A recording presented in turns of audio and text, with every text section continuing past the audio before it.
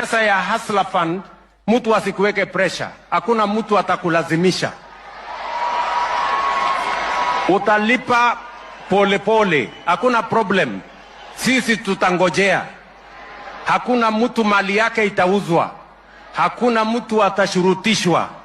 Wewe kwa mpango yako utalipa pole pole.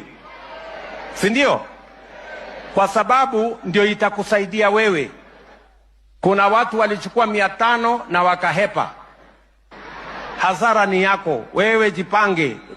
Kwa sababu saa hizi ungekuwa unachukua 50,000. Lakini kwa sababu ulihepa na 500, sasa unahangaika na 500. Tumieni akili bwana. Ama namna gani?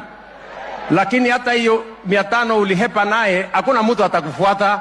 Wewe relax tu, utajipanga, baadaye ukijipanga vizuri ukuje uchukue 1,000.